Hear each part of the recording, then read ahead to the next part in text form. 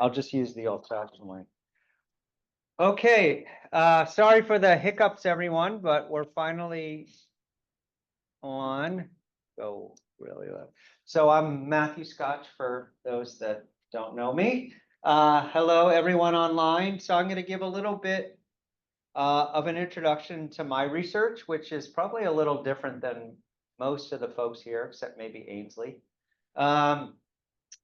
And I'm going to define some of these terms and explain how it's relevant to the field of precision public health, which I don't know if that's an actual defined term, but I made it up for this talk and it seems reasonable. So if I was submitting this to a NIH sponsor, I would probably be a little more careful. But so what is genomic epidemiology? Well, in a very simplistic term, it's the way to use bioinformatics methods to understand pathogens in the environment, their diversity, their evolution and spread. So it relies very much on data, either you as a lab that's producing data, and you can do that by producing sequence data, or you can certainly leverage existing data that has been done by other researchers. So researchers that are also focused on pathogens will upload sequence data to the NIH repositories or global sharing repositories, and that becomes available for you to use so that you can contextualize how do the samples that I collected, how do they relate to what's already been collected by other researchers in terms of time, in terms of space, right? In terms of genetic divergence, how are these viruses different across locations and time? But not only does it rely on sequences, but it relies on metadata. So I asked my BMI classes, what is metadata? And sadly, some of them don't know what it is, even in the 4th year of study. Metadata, anyone? Metadata, data about data. So it's not the sequences itself, it was the collection dates, the host that the sample was collected from, the location, maybe the type of the way that it was collected, anything that describes the underlying data itself. And this is very important. Often it gets forgotten because a lot of you just want to focus on the sequences. But without the actual metadata, you can't contextualize the data with anything else. It's just a bunch of ACGT letters, right? Without the actual metadata, you don't know what host was this found in, when was it collected, where was it collected, things like that. So both elements are very important. So let's say we generate a sequence from a lab, we collect samples, and I'll get into how we do that. But then what can we do with that sequence once we combine it with other data that's available? Well, we can understand how the genetics of the virus impacts the phenotypic traits of the virus, how it binds to the host receptors, how pathogenic it is, okay? Things that are important for antiviral resistance. How can it spread? So we can use methods in bioinformatics to look at how this virus that we collected is different from other viruses, but based on the genetics of the virus, can we determine where the virus originated from? And that requires metadata as well, right? So, but we can use the underlying sequence data to understand how it has evolved and where the source was, where the original source of the virus was. We can identify population risk groups that are impacted, maybe based on certain genetic factors of the host or based on certain evolutionary traits of the virus. You can look at, for example, the risk of transmission between certain risk groups and how that is driving the overall spread of the pandemic. And then finally, depending, are we having some IT issues? Has anyone, do I have to start over? No. You can keep going. All right. So depending on what we're dealing with, we can look to see, are there any mutations in the pathogen that will cause it to be less effective to antivirals or antibiotics? All right. So I was talking about pharmaceutical intervention. So you could sequence a virus that infected a patient and tell, based on the sequence, would antivirals be effective or not, and which type of antivirals? So I'm going to get into how that plays relevance to public health, precision public health. Boink. All right. So there's a great review that was done a few years ago now, actually 6 years ago, in Nature Review Genetics by Jennifer Gardy and Nick Lohman, but I love referring to it because they were ahead of their time by a year or two, where they talk about recent outbreaks, and I've updated the outbreaks. They didn't obviously know about SARS-CoV-2 at the time, and pox, but how recent outbreaks and traditional surveillance of I'm on a call right now. Will doesn't get home for about a half hour. Okay, we're gonna be gone, so we'll drive. Is she gonna be with you this weekend? If Yes. you're, If we'll call if this you don't week. mind muting yourself, If okay. Interesting presentation. All right, so how recent outbreaks and are no longer sufficient by by utilizing traditional surveillance. So what is traditional public health surveillance? It's case reporting.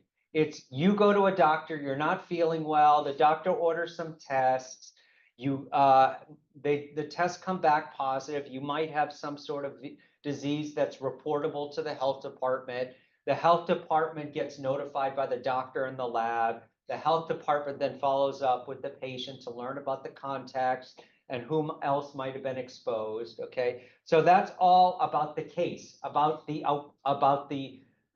who, what, when, where, and why. Okay, and it's important, but it doesn't tell us anything about the pathogen itself.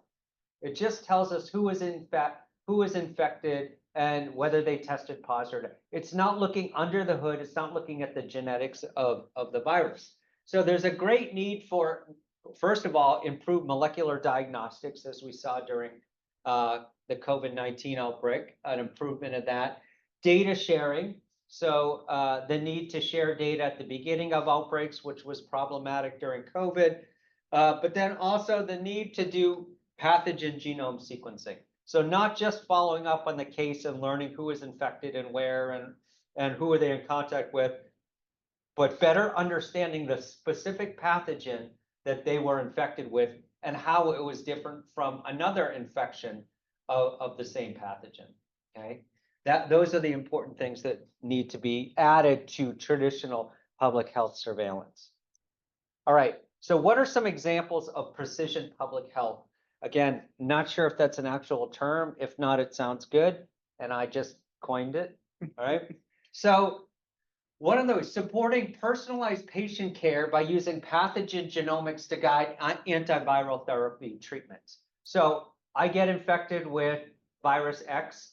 They test me for virus X. They sequence virus X, and they look at the markers where current antivirals target, and they determine, is this version of the virus resistant or sensitive to the antivirals? Okay, that would be at the patient-specific level, and not something, excuse me, you would know if you just got a simple diagnostic test. Okay, you have to look at the genomics of the pathogen. Monitoring viral load over time. This is less potentially about sequencing, more about reliable real-time PCR tests to look at viral load and how is that changing over time, especially when you think about chronic infections, like maybe like we saw with long COVID, okay? And the differences in viral load over time. Let's say there's an outbreak at a hospital. We see this with things like MRSA and other types of infections like that.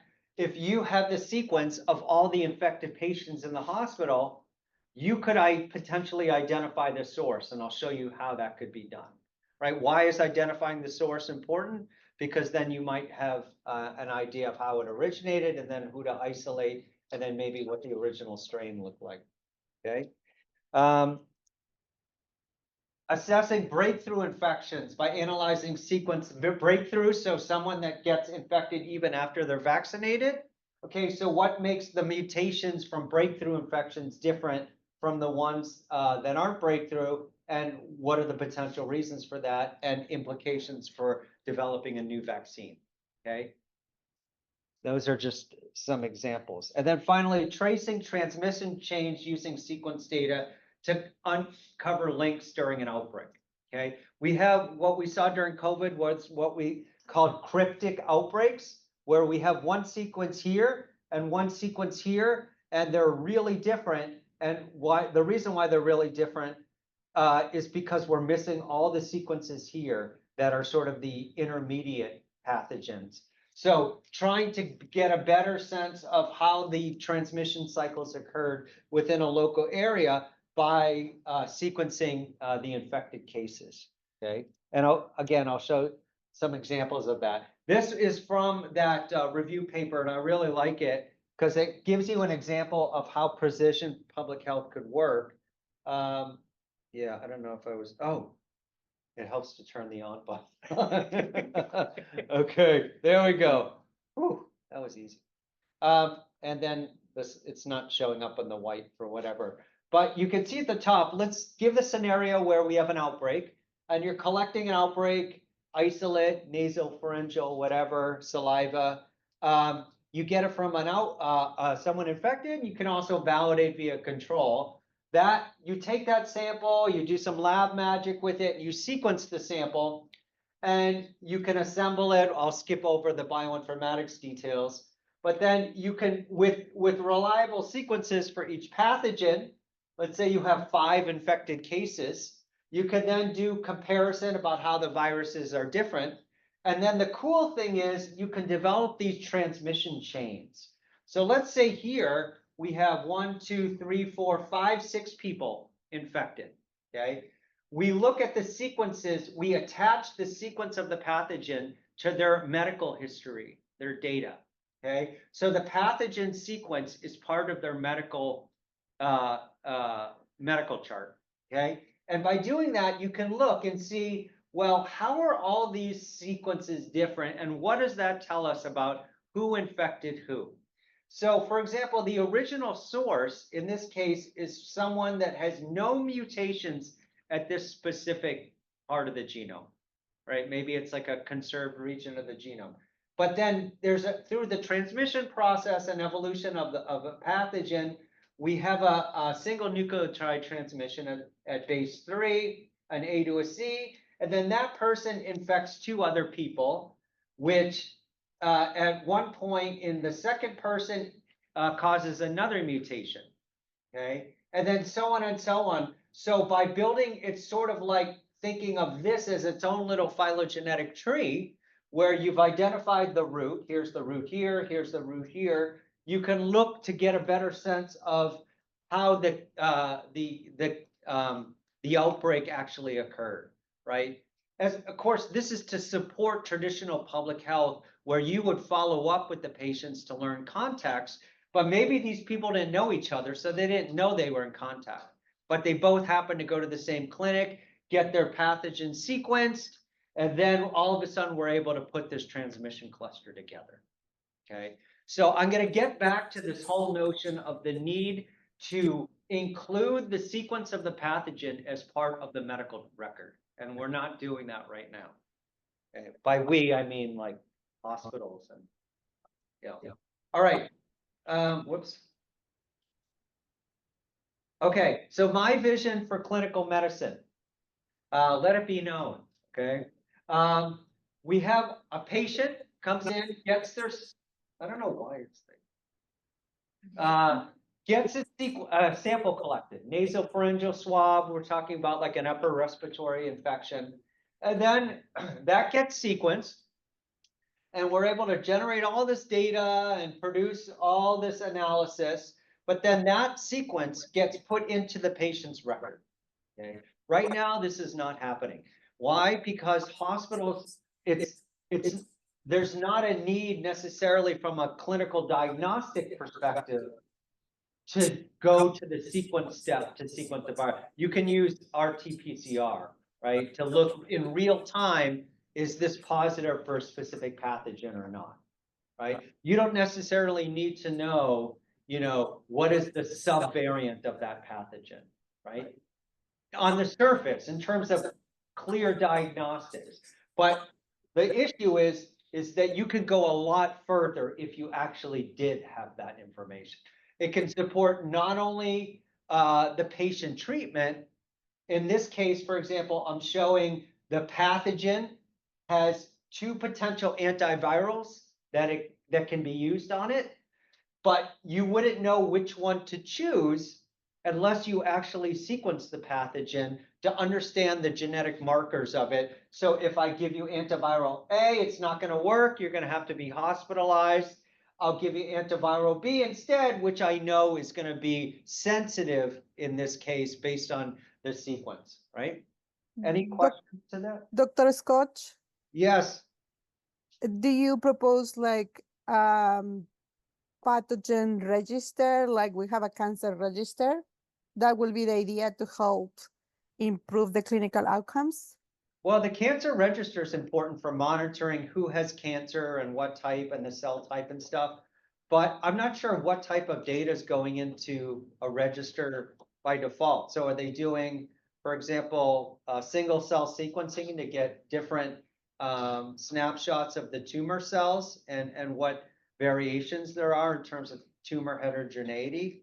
So a register is one thing. It's really about what data is going to the registry that would be informative.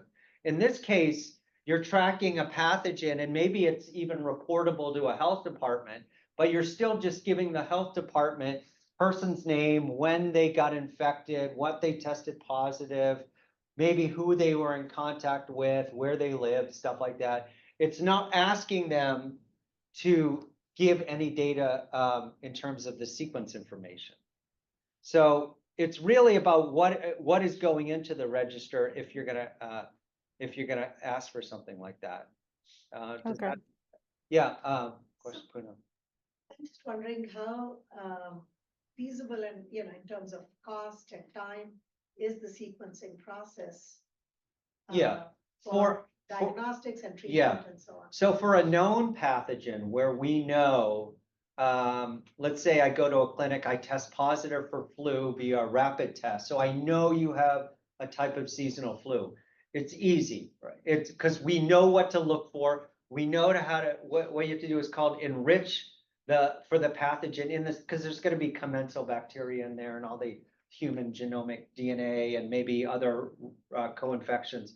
But we know what to look for, so we can easily pull that out, right? Sequencing machines themselves, I have a picture, an icon of the Oxford Nanopore MinION. We have one in the lab. It costs like $1,300 to buy. That doesn't include the reagents and the flow cells and all that, but the base equipment is really cheap. You need to learn how to use it because it's going to be a little more error prone than like if you've heard of Illumina before. Illumina, a machine could cost hundreds of thousands of dollars, so a hospital's not going to invest in something like that. This is more feasible, but requires bioinformatics expertise and genomics expertise to run it. So just buying the equipment, you'd have to add an FTE or so to actually do a normal pathologist is not going to be able to do that. So I'm advocating for 1 FTE of a bioinformatics person to do this, maybe more, maybe a tech as well. And it has to be local, it can't be sent out. It can be sent out. So a lot of companies can do that. That'll obviously take longer, but it could still work. It's not going to be as like you could do this in a day if you are efficient and are able to do it the first pass, right? Not have any issues with sample quality or anything like that. So it's certainly there's trade-offs really in terms of how you want to handle it. The technology is certainly possible. It's really from the hospital's perspective, and I don't know if anyone from the hospital system is on, is what is the benefit? My bottom line is patient care, patient quality, and diagnostics. Is this really going to help me from a diagnostics and quality of care perspective? What is the benefit of me doing this? For example, if I have influenza, I'm going to give them also Tamiflu anyway. unless they somehow have a preference for something else. So is there really a need to go this one step further and try to determine, well, there's a likelihood that it might be resistant. Well, if it's resistant, it doesn't work, you know, you'll probably get better anyway. You'll just take longer and things like that. So is it really, really essential that they go this extra step? You know, I could probably, if you give me enough, if you give me time to prepare to present to a hospital board, I could probably convince you, right?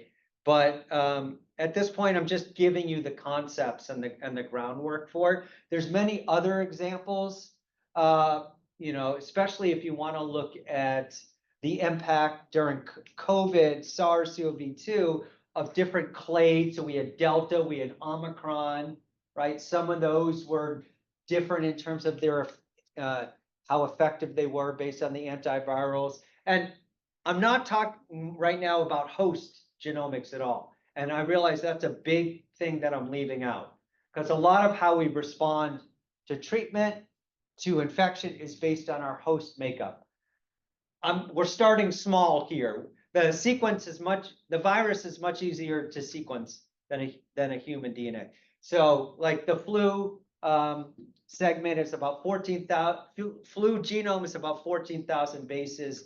And if we want to target specific segments within flu, that is up to 1,700 bases, you know, 1700, that's nothing, right? Compared, and you can do it on a small, cheap device like that, okay?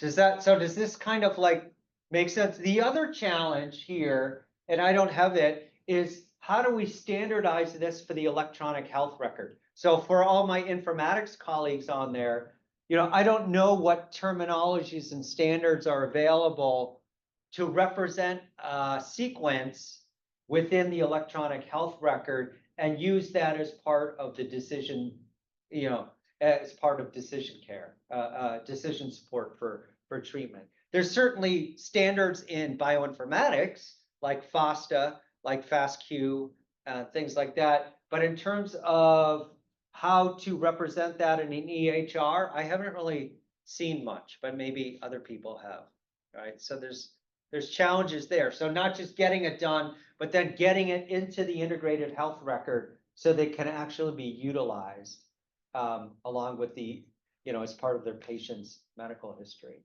Okay. Any questions with that? Or okay. I can't see the questions online, Gary. There are none. Oh, they're all okay. What else can we do? We can look at amino acid mutations. For example, this is hemagglutinin, 2 subunits of hemagglutinin, and we can look, for example, is this the pathogen that they have? Is it differ from the, you know, maybe there's antigenic drip, so it's different from the vaccine strain, right? So maybe that could mean that their reaction might be a little more severe, that it's not as closely matched to the vaccine that they received. So maybe they're in for a longer illness, maybe not. Maybe the pathogen version that they have is more virulent anyway, based on specific mutations. Or maybe, God forbid, we have a shift in host specificity where all of a sudden I'm getting a virus that's meant for a pig, right? Which is what avian flu right now, right? So there's a lot of importance from a public health, but also a clinical perspective, and why this could be beneficial. All right, and from a population perspective, we can do cool things like phylogenetics and phylodynamics, where we can sample and include a bunch of current viruses that we have and look at their evolution. So this will help us. These are all color-coded based on potential locations within a country. In this case, Australia. We can find the source of the outbreak, which if you've seen some like contagion or zombie apocalypse movies, you can help to develop treatment for that based on the source. You can also look at how the groups are diverging. So here we see 2 concurrent clades. So what does that mean in terms of treatment? Is one clade more severe than the other? Think like Mpox right now. We have different clades for that. So then if you're able to do cool work enough, we've developed some visualization techniques. So how can you show your data within a public health context? So people are bored looking at trees, but when you take the same information and put it in a movie, it makes more sense. This is SARS transmission within Arizona that we did based off all the sequences and the metadata that we collected from public sources. Okay, so it's not just the data you produce, but it's how you present the data and what context it's in that can help people understand the importance or not. If for those, has anyone read Edward Tufte? Tufte.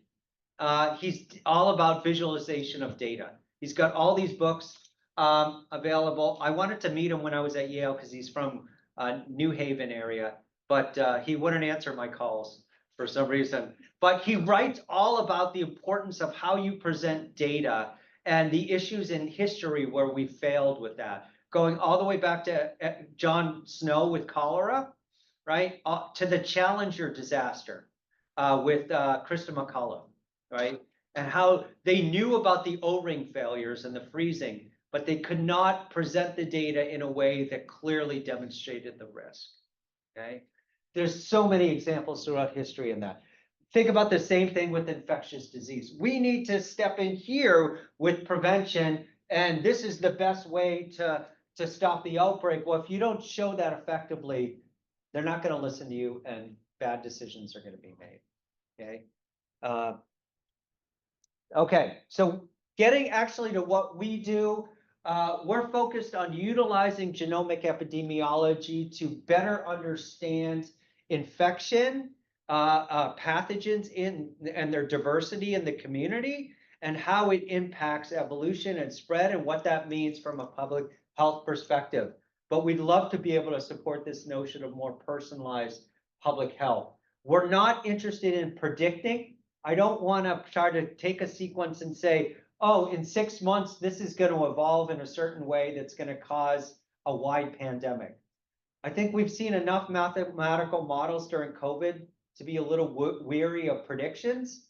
So I stay out of the prediction realm. I'm not trying to predict anything. I'm trying to take what we know and what we used to know and allow that to sort of update our understanding of what's going on and what might be an effective way to go forward, but not try to say this is going to happen, or you know, 20,000 more people are going to die, or this virus will eventually be adaptable to a human strain. Like, who knows? If you ask me right now about avian flu, I'd say the risk is still low, but eventually we're probably going to get there, right? I just don't know when or how or what. Yeah. So when you're talking about the importance of how you present the information, are you thinking about the importance of presenting the information for the patients to understand, or for policymakers, or for doctors, Yeah. or like all of them? In this case, it's more for like health agencies and policymakers, but you could easily make the case for the clinician. Well, if you just tell the clinician, well, this mutation's bad for this pathogen, maybe they believe it, maybe they don't, but maybe if you show them, well, everyone in this clade had a bad reaction versus everyone in this clade, that you kind of start to prove your point a little bit. Now, how much of that actually gets in the medical record, I don't know, and then maybe you have to convince the hospital first. So it's all, but the importance of also presenting your data to different audiences to get your message across, right, is also a challenge. So yeah, so we're collecting samples from patients. I'll get into our work with ASU Health. Wildlife, so avian, we're collecting from birds, and then environmental, so we collect wastewater as well. So we're not really focused on one source or the other. We think that multiple sources is probably the best way to go if feasible. So here's a look at our group right now. We have, so Toby Fillet, I brought him in from Nigeria in about March of 2020. So I just got him like right before ASU said no more international hires. So he's been on since, and He's a virologist in training, and he really runs the day-to-day lab that we have in biodesign. So overseeing the lab technician we just brought in, Angelica, and actually a former student at ASU, Michael Pavia, a bioinformatics programmer, who also got his PhD from ASU. Ainsley is a co-mentor of mine, co-student of mine with Mifan. Ethan, who's a BMI student, been helping with us. Joe Snedden as well, BMI, and then we even have U of A. So we have U of A med student, Peter Jones, who's interested in working with us. They do scholarly projects. So we're taking them on as well. So we have a good group. But a look at kind of how we're doing things. We have a big focus in our lab on avian, on influenza. So both seasonal influenza, the ones that we get, I just got my shot yesterday. So definitely consider getting your shot if you haven't already. But also avian flu, so human and avian. We collect from wastewater. We collect from dog parks. So Topi goes out occasionally with students and collect dog feces, that are put in bags, or sometimes people don't pick up the bags, but and we collect it and bring it back. We don't have to consent the canine. And we look for example, canine parvovirus, canine picornavirus. There's no real zoonotic concerns there, but it's important to understand these things in terms of how other animals are involved. We collect from wild birds, so we're working with Arizona Wildlife or Arizona Game and Fish Department. We're working with some NGOs, some non-government organizations, Liberty Wildlife and Wild at Heart. They give us 8 samples, cloacal samples, and we test those for flu, avian flu. And then we're also working with ASU Health, where we get samples from the clinic that are not part of another study we're doing, and we bring those back to the lab, and we'll look to see if there's flu in those, and what type of flu, and sequence those, but then also if they're negative, what else they have had. And then we perform our lab, fancy lab stuff, and we do our own sequencing via a nanopore, as I said, and then we can do some comparative analysis and look at all that. So it's very much applied. It's very much, sort of monitoring changes over time. We do some method development from time to time, but it's mostly using what works to better understand changes of 20 minutes, okay, over time, okay? So any kind of questions with our basic, and this is not all of the work that we do in the lab. We have purely computational things, looking at how to develop databases and models to support this work. But this is generally how we start from sample collection all the way up to analysis. So I like people in my lab to have both the wet lab experience and also the computational experience. So if you're in my lab as a PhD student or a master's student in biomedical informatics, yeah, you can learn about the lab stuff and maybe you should know, but ultimately you're an informatics student and your research has to be focused on that. Versus I also get some bio folks, bio students, and they're interested in learning about the computational, but most of their work should be in the wet lab, okay? But they, work with each other to interact. It's very team oriented. Okay, so what are my current projects? Just in the top there, you see big focuses on influenza. I mentioned the avian flu study we're doing. We're also doing as a part of a National Centers for Disease Control and Prevention led by Vel Murrigan, who's a research professor at biodesign. We're part of the official Centers for Disease Control and Prevention CDC vaccine effectiveness cohort for influenza, which measures the official estimate of how effective the flu vaccine is every season. Okay, which means we enroll patients at ASU. We're working with Valleywise. We're working with Phoenix Children's. And we are working with the CDC and send them the data so that they can use that in their estimates to calculate how effective the flu vaccine is. Okay, so that's more like service oriented. Actually, CDC does not even consider that to be research. So it's more like service directed, but it's still obviously important from a public health perspective, and it pays the bills, right?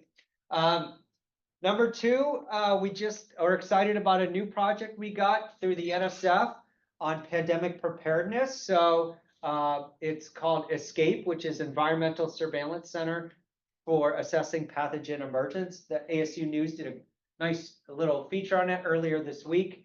And that's a 7-year international focus on, can we use environmental surveillance to work with communities to train them on analyzing and developing sequences themselves of pathogens. Do you have a question or? Yeah. Scott Lyshow asks, Oh, how much sample is needed for your studies? For example, could a swab be used to collect a sample at a grocery store counter to assess the presence of viral material? with consent, obviously, assuming all that stuff is taken. Yeah, you could definitely do that. I mean, I know there are people that do like surface. In terms of how much, I mean, it's not something we do. I assume you would like swab it and then put it in a buffer. For our clinical swabs, we look at like 140 microliters generally is like a sufficient amount. Obviously, if you were just to swab the surface, you wouldn't come up with that. So you'd have to find a way to sort of add that to some sort of buffer and then enrich for something. So I'm not sure. The flu virus, I know, for example, can last up to for weeks, depending on the surface, how hot it is, how dry it is, how humid it is.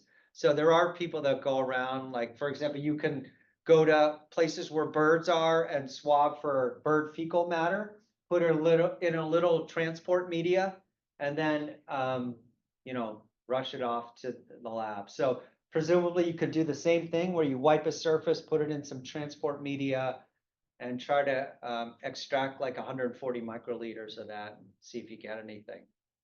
But yeah, does that answer your question? Yeah. Thanks. All right. But for number two, yeah, so we'll be working with Uganda. We're working with Indonesia. We're working with Appalachia in Kentucky. We're working with Alaska to develop networks for pandemic surveillance. And three is sort of our like AI, more bioinformatics stuff, where we're looking at modeling spread using different data sources. We have a grant with Australia. CSIRO is an Australian, it's kind of like their NSF, and it's co-funded by the NSF to look at bias in AI models for disease spread. And then finally, I talked about the importance of metadata and how we can utilize metadata to study pathogens. So here we're working with a longtime colleague, Graciela Gonzalez, who does natural language processing and text mining, where if I have a sequence and that sequence has a journal article, I can use NLP to extract information about the patient or about the group of patients that is written in the paper but not present in the sequence database. So using natural language processing to pull out that information to tell us more about the patient that we would not have known if we didn't actually look at the journal article. There's tons of information relevant to public health and clinical outcomes in journal articles that is sort of just in there and, has to be like taken out, extracted, and contextualized in some way. So that's kind of what that work does in that context. So any questions about the current projects?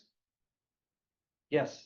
For the metadata enrichment, is Yeah. that sort of like for search engine processing, like for optimization, or Like, what's the application for Yeah, that? it's genomic epidemiology. So for example, what we showed was what we do is you analyze the paper and you're going to get all these different locations, right? So the paper could have the word Maricopa County in it.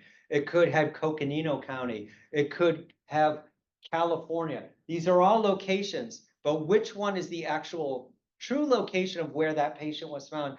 We then take those and we assign probabilities of those being the right location for the right patient.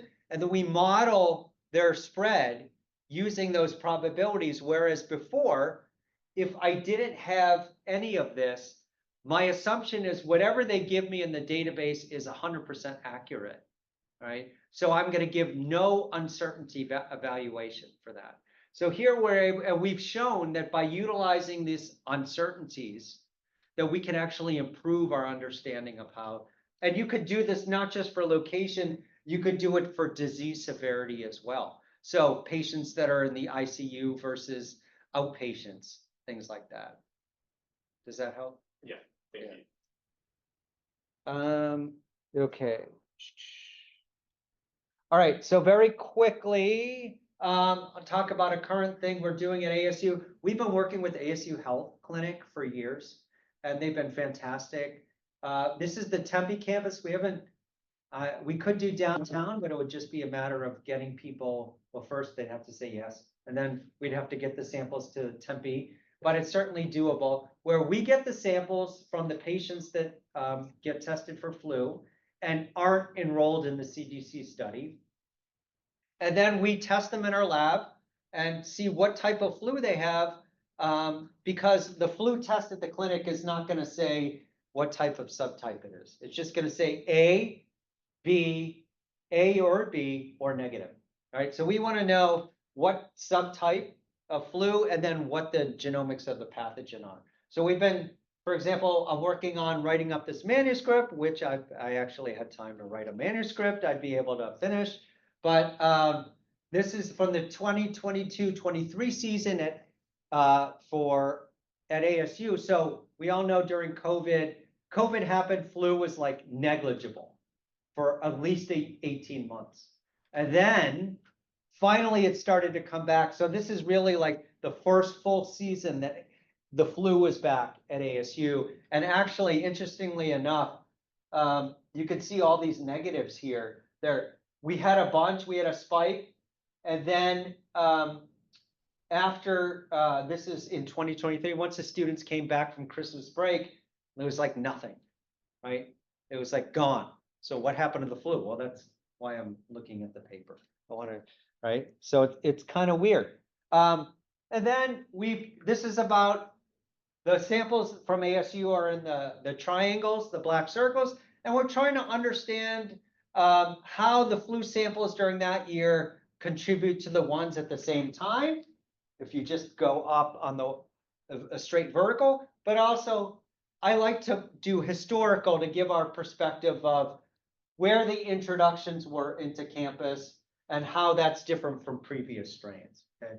And if you do it well, you can get these nice colorful trees that look nice in a journal article. Okay. So that's what we're doing. Hopefully I'll be able to do this thing, get this out sometime soon.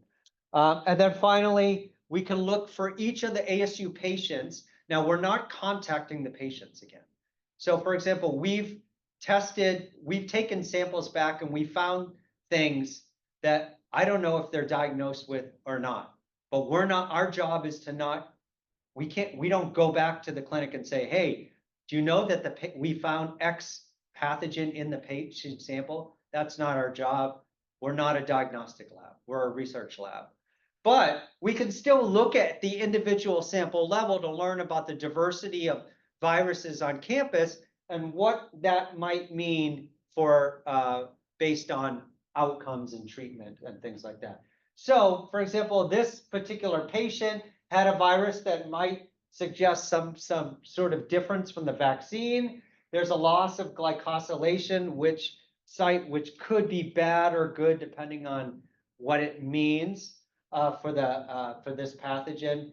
And then there's a change at the antigenic site, which could have impact on host immunity, things like that. So taken together, you know, it could give you a better picture of how the diversity at a particular campus or community could have in terms of patient outcomes, treatments, things like that. Okay, in terms of collaborations, we collaborated with the Mayo Clinic during COVID-19. This is the Rochester folks. Rochester, the advantage of working with them, they had a large budget. We sampled, I think it was close to 40,000 patients, right? And this all an Illumina platform, so high coverage, pretty good depth. And so we did a 2-year study with them looking at diversity of SARS coronavirus across different clades of even pre-alpha all the way up to early Omicron. And then the impacts in terms of at the county level. So county to county transmission. The red here is Hennepin County, which is where Minneapolis is. And so not surprising, the largest county drives most of the transmission in this like polar plot thing here. We can look at the impact of which counties are acting as a source for transmission versus which ones are taking in more pathogen, right? So there's a lot of different things that you can do once you have these individual sequences from an individual patient perspective all the way up to a population level perspective, okay? All right, and then quickly, how much time do I have? 5 minutes. 5. I'll wrap up. Wastewater. So through Rolf Halden, who's the director of the Center I'm in at Biodesign, started this wastewater network collecting samples from different states.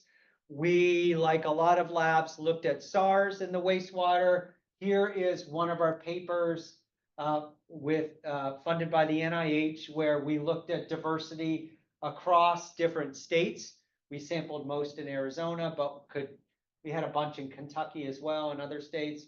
And we were able to look at how these vary over time and space across different clades. Now, the great thing about wastewater is you don't have to consent anyone, and you can get and it's everyone. It's not people that just go to the doctor. I've said this before in talks. What is it? Not everyone goes to the doctor, but everyone goes. Haha. So you're going to get a representative population sample in there, right?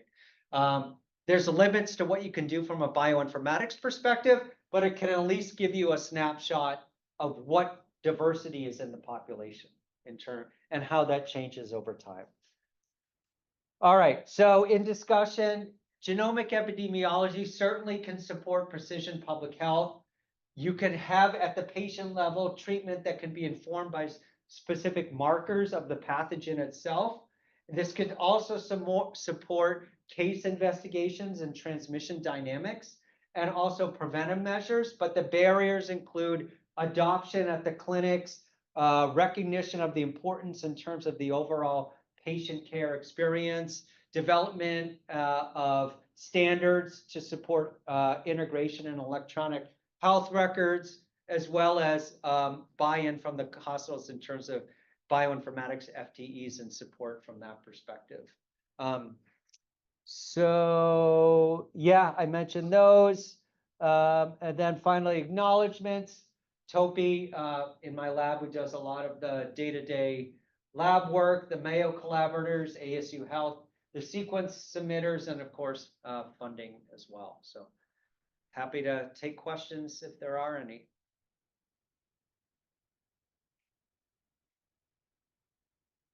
They're silenced. All right. Yes, Ainsley. How do you think it would be important to, I guess, note the machine used for sequencing, doing different file sequences, and depending on what you're looking for, just because like MinION has more of an error rate than right? Yeah. So I mentioned before, we have the MinION in a lab, which is only like $1,300, $1,400, $1,500. You can get your own sequencer, do it yourself. You still have to pay for the reagents and the flow cells, but it's gonna come at a cost. So historically, they've ranged between a 10 and 1% error rate, meaning as bad as 10%, meaning 1 every 10 bases that you get back is wrong, right? You probably don't want that. We're closer to 1% and less than that. Illumina is gonna be better, but it's more expensive to purchase the equipment. Depending on if you do things in batch, it might be more expensive to run or might not be, depending on how many samples you have. But ASU Genomics Core can do it. They have a machine. You can outsource it as well. So, but in terms of going to the field in underserved communities, sub-Saharan Africa, for example, during Ebola, the lab in a suitcase, it was with the MinION, right? But you have to do it well. You don't want a 10% error rate, right? 10% of your data is wrong. So you have to learn how to do it correctly. You have to account for it. There's something, there's what are called homopolymeric regions that are troublesome for MinIONs that you have to account for from like a bioinformatics perspective. So. What about from short read versus long read? Yeah, so the MinIONs are going to be your long read. They're going to have less coverage generally, but you could get out of it something in wastewater that maybe resembles like a spike protein from an individual versus short reads from a population, 150, 250 fragments in length that you can then assemble using different assembly methods. It's fine. Your coverage is going to be a lot better with Illumina though, right? So you're able to more confidently determine where are the variants and are these reasonable or not than something with MinION. But I mean, you could also use Sanger sequencing for $3.50, but you're not going to, you're just going to get a consensus sequence back and can't do any variant calls with that. So there's trade-offs. There might be a question up here. Marcella, did you have a question? No? Okay. I think we're good. Well, please send me an email if you're interested in learning more. I'm happy to talk and see how the research fits in with your efforts. I realize it might be a little different than some, but in particular, I'm interested in this whole notion of integrating pathogen genomics within the clinical setting. That's really kind of what I wanted to emphasize today in terms of how my research could serve within that purpose. So that's it. Thank you very much.